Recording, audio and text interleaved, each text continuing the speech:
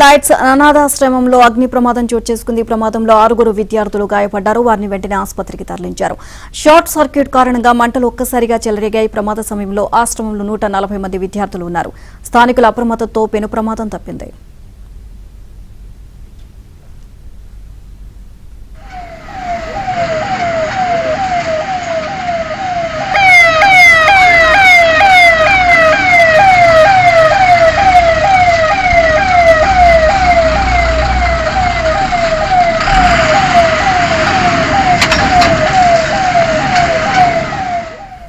Overall ఇదే అంశానికి సంబంధించి మరిన్ని అప్డేట్స్ మా కరెస్పాండెంట్ పూర్ణ అడిగి తెలుసుకుందాం. పూర్ణ, అగ్ని ప్రమాదానికి సంబంధించి పూర్తి అప్డేట్స్ ఏంటి? విద్యార్థుల పరిస్థితి ఏ విధంగా ఉంది?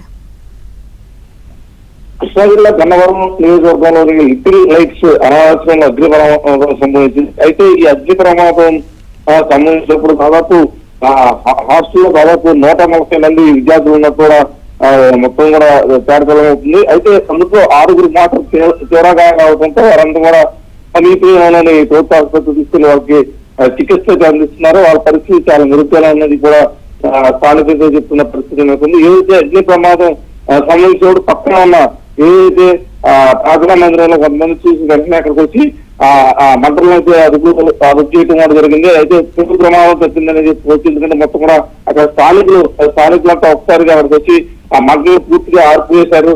అయితే ఒక సెక్షన్ లో ఒక తరగతి గదిలోనే ఎక్కువగా ఈ మంటలు వచ్చాయని చెప్పి కూడా స్థానికులైతే చెప్తున్న పరిస్థితి నెలకొంది.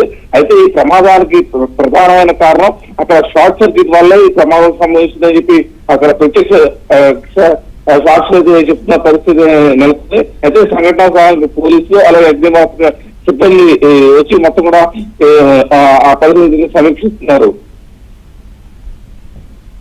Right, thank you Purna.